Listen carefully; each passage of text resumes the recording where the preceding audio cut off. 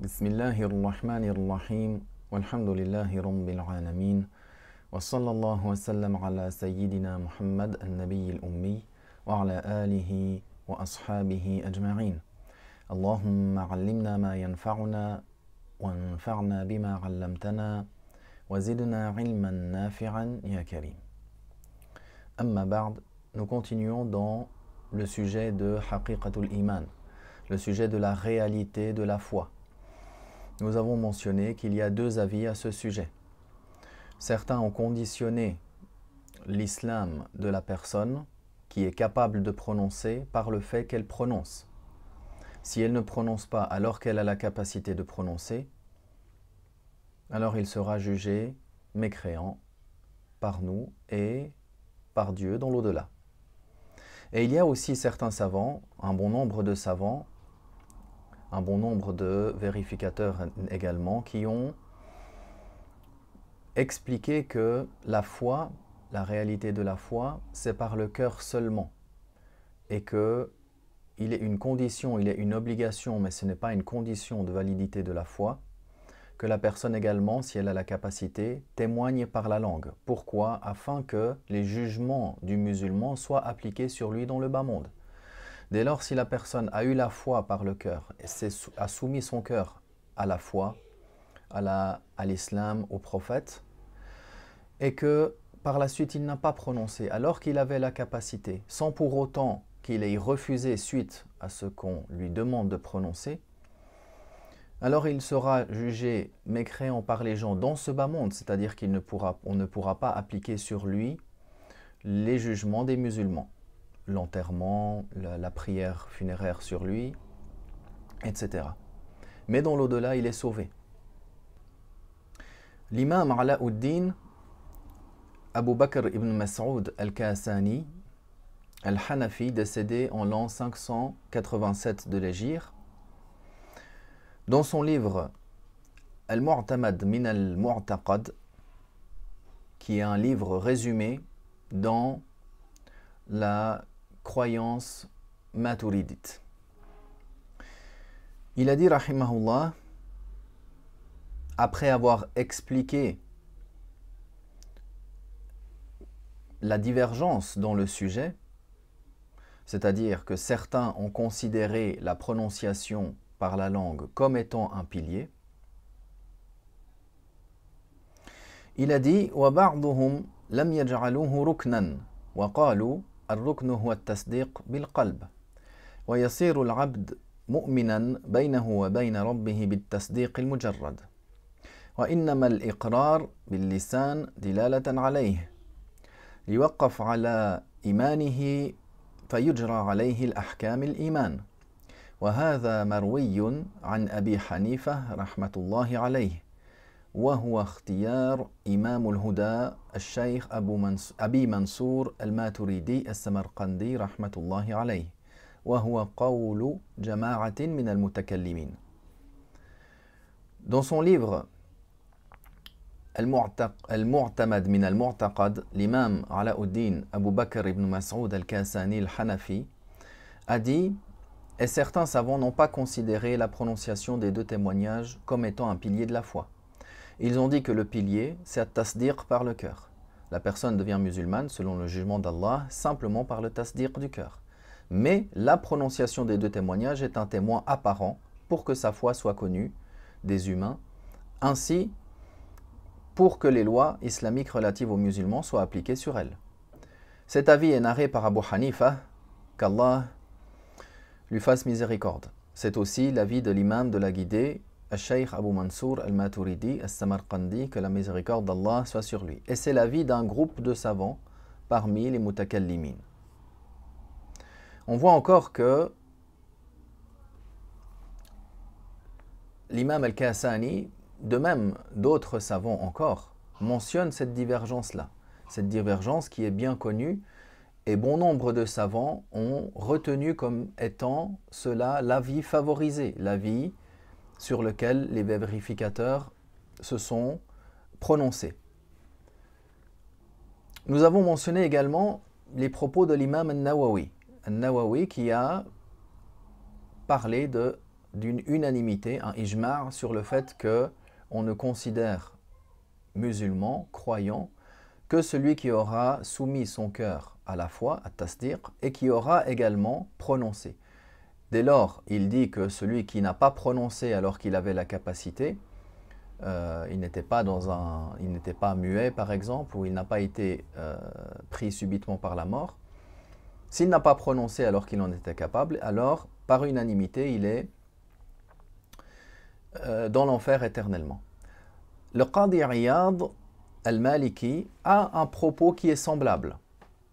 Alors nous avons cité que, comme certains l'ont expliqué, le propos de Nawawi, c'est une probabilité, il peut se comprendre, il peut se prendre au sens que ici, ce qui est voulu par la parole de Nawawi, c'est celui à qui il lui a été proposé de rentrer en islam et qui a refusé, alors qu'il en était capable. Il y a d'autres savants encore qui mettent en avant le propos de Nawawi quand il dit par exemple « Ajmar al-Ummah » ou bien dans les propos « Ittafaqa ahlu sunnati » c'est-à-dire le consensus des gens de la sunna.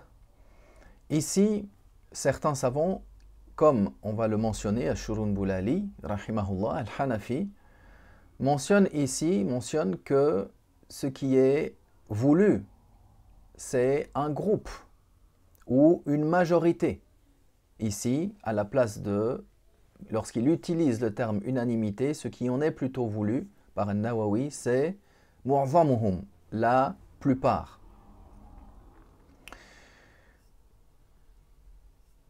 Donc, Ashurun Boulali, rahimahullah ta'ala, il a dit Bal qala al-Aini, c'est-à-dire il a dit, après avoir exposé dans le sujet de l'iman la divergence à ce sujet, il mentionne Bal qala al-Aini fi sharh al-Bukhari ittafaqa ahlu sunnati ay mu'zamuhum min al-muhaddithin wal-fuqaha wal-mutakallimin ala ma qalahu an-Nawawi anna al-mu'min الذي يحكم بأنه من أهل القبلة لا يخلد في النار لا يكون إلا من يعتقد بقلبه دين الإسلام اعتقادا جازما خاليا عن الشكوك ونطق مع ذلك بالشهادتين فإن اقتصر على أحدهما لم يكن من أهل القبلة أصلا ويخلد في النار إلا أن يعجز عن النطق لخلل في لسانه أو لعدم تمكينه منه لمعاجلة المنية أو لغير ذلك فإنه حينئذ يكون مؤمنا بالاعتقاد ومن غير لفظ انتهى إلا أن هذا القول يخالفه القول الأول فيراد بالاتفاق اتفاق معظم أهل السنة واختار جماعة منهم مجرد التصديق كما قدمناه. Alors l'imam Ashurun Boulali, rahimahullah ta'ala, également un savant hanafite, dans son livre Maraqil Ula fi tahriri mas'alati haqiqatil iman wa diddihi wattila. L'imam Ashurun Boulali, décédé en 1069 de l'Hégire, dans le livre que l'on a mentionné, il a dit Al-Aini, dans son livre Sharh al-Bukhari, il a dit d'après ce qu'a dit Nawawi, Ahlus Sunnah a été en accord parmi les muhaddithoun, les fuqaha, les mutakallimun, que le croyant jugé comme étant de Ahlus Sunnah ou étant de Ahlul Qibla et qui n'ira pas en enfer éternellement, c'est uniquement celui qui a cru fermement et sans aucun doute à la religion islamique et qui a prononcé les deux témoignages. Par conséquent, s'il a manqué à un de ces deux, alors il n'est pas d'Ahlul Qibla et il sera en enfer éternellement. Sauf s'il était incapable de prononcer les deux témoignages à cause d'un défaut lié à la langue ou s'il n'y a pas eu les moyens de prononcer car la mort est venue subitement. ou ce qui est pareil à cela. Alors dans ces cas, il est musulman par la croyance uniquement, sans la prononciation. Fin de citation. Shurun Boulali dit suite à cela, sauf que cet avis est contredit par le premier avis. Donc, il est voulu par le mot accord ou consensus, l'accord de la majorité de Ahlus Sunnah. Et un groupe d'Ahlus Sunnah a choisi l'avis que la foi est par l'adhésion du cœur uniquement, tout comme nous l'avons déjà présenté. Ceci est également une preuve qui montre qu'il n'y a pas unanimité à ce sujet-là et que c'est bel et bien une divergence existante et qu'il n'y a pas un avis qui est illusoire, c'est-à-dire l'avis du tasdiq par le cœur seulement, n'est pas un avis illusoire. Cet avis n'est pas faux, n'est pas rejeté, comme l'ont prétendu certains. L'imam Shamsuddin al-Ramli, al-Shafi'i, également mentionne dans son Fatawa al-Ramli, il mentionne et il réplique à cela, c'est-à-dire il montre qu'il y a divergence à ce sujet-là et que la parole de An-Nawawi n'est pas telle qu'elle est, c'est-à-dire qu'il n'y a pas unanimité. N'est pas telle qu'elle est, c'est-à-dire qu'il n'y a pas unanimité. Également, le cheikh, l'imam Shamsuddin al-Kirmani, al-Shafi'i, également, rapporte la parole d'An-Nawawi dans son livre Al-Kawakibu ad-Darari fi Sharh al-Bukhari, mentionne également la parole d'An-Nawawi, puis ensuite il dit que je dis, il n'y a pas consensus, unanimité sur le cas de celui qui adhère par le cœur uniquement et qu'il a manqué à la prononciation des deux témoignages alors qu'il en avait la capacité de prononcer. Dès lors qu'il n'y a pas une contradiction, une incompatibilité avec la foi, c'est-à-dire qu'il s'est rebellé, il a dénigré, on lui a proposé, il a refusé. Et il dit qu'il est musulman, selon le jugement d'Allah, il ne rentrera pas en enfer éternellement. Mais les humains, oui, on le considère comme étant mécréant. فقال في كتابه وأقول الاتفاق ممنوع فيما لو اقتصر على الاعتقاد مع القدرة على النطق إذا لم يظهر منافيا فإنه مؤمن عند الله وقد لا يخلد في النار نعم نحن نحكم بكفره. Donc également, ce texte montre que la parole de Nawawi, bien que Nawawi, personne n'est en train de l'accuser d'ignorer cet avis-là, du tasdiq par le cœur uniquement, mais elle est expliquée par les savants. Et le plus probable, c'est ce qui montre cela, comme les savants l'ont expliqué, que le plus probable est que son propos ittafaqa, il y a consensus, c'est pour citer une majorité, comme c'est le cas également de certains autres savants, comme At-Tabari ou d'autres, qui mentionnent parfois le terme ittafaqa et ils veulent par cela la majorité. Il convient également de rétablir la vérité concernant des propos qui ont été écrits et prononcés. Donc le but de cette série-là de vidéos est bien de comprendre le sujet de la divergence, qu'il n'y a pas unanimité en cela, et que cet avis-là du tasdiq par le cœur uniquement est accepté, n'est pas rejeté, n'est pas illusoire, n'est pas en contradiction avec le Coran ou le hadith mutawatir, comme certains l'ont prétendu. Certains donc ont rejeté cet avis-là de manière singulière en voulant affirmer que le seul avis qui était juste, c'était l'avis comme le rapporte An-Nawawi, comme on a mentionné, sans revenir sur tout le détail de ses explications. C'est pour cela que certains groupes disent وَقَوْلُ الْبَعْضِ يصح إيمان الكافر بلا نطق مع التمكن قول باطل لا يلتفت إليه. Certains ont dit que la parole de certains qui disent que la foi du mécréant est valable sans qu'il n'ait prononcé alors qu'il en avait la capacité, c'est un avis qui est faux, qui ne mérite aucune considération, qui n'est pas du tout considéré. Alors par les preuves que l'on a mentionnées, on a bien montré que cette parole-là n'est pas correcte. De plus, ils prétendent, dans le même livre, que l'imam Ibn al-Mundhir aurait prononcé un ijma' à ce sujet, une unanimité à ce sujet. Donc ils disent فقد نقل الإمام المجتهد ابن المنذر الإجماع على أن الدخول في الإسلام لا يكون إلا بالنطق بالشهادتين أي أن دخول الكافر في الإسلام لا يكون إلا بالنطق بالشهادتين. Mentionné cela dans son livre Al-Ijma'.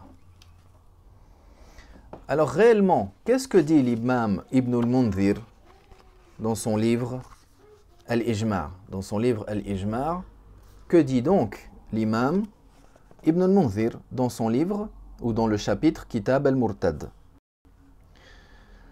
Il a dit rahimahullah wa ajma'a kullu man nahfazu anhu أن الكافر إذا قال لا إله إلا الله وأن محمدا عبده ورسوله ولم يزد على ذلك شيئا أنه مسلم.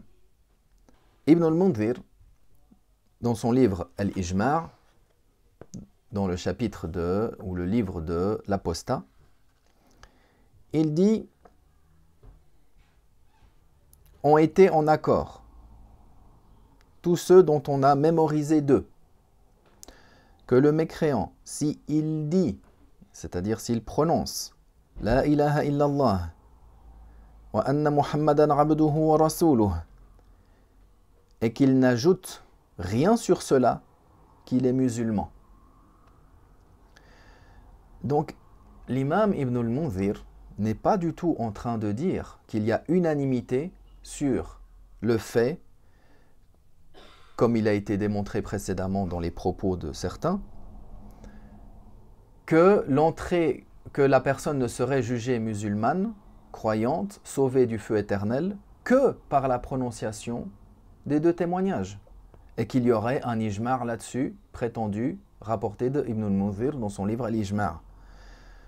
On se rend bien compte, ce qui est voulu ici, pour rétablir la vérité,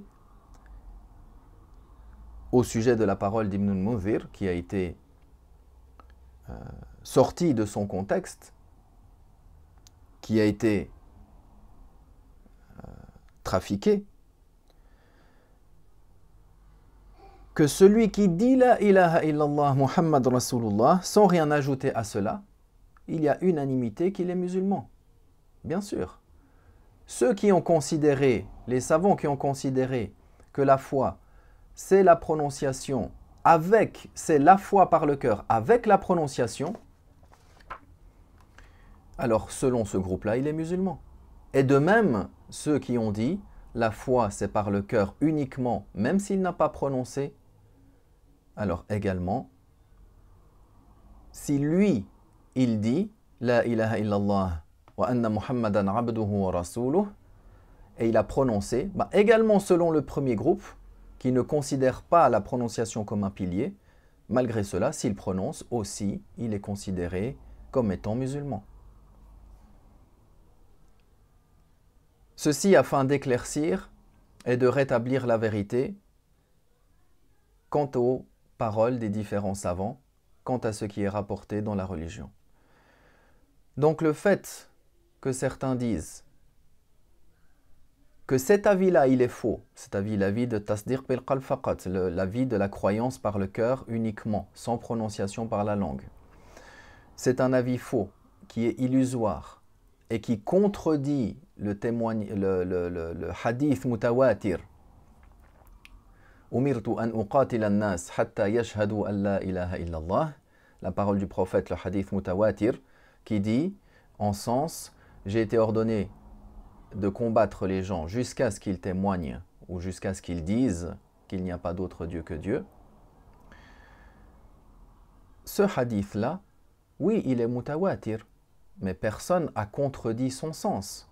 Bien plus que cela, l'imam al-Maturidi et d'autres savants l'ont expliqué autrement, différemment, sans pour autant prétendre quelque chose qui reviendrait à contredire ce hadith.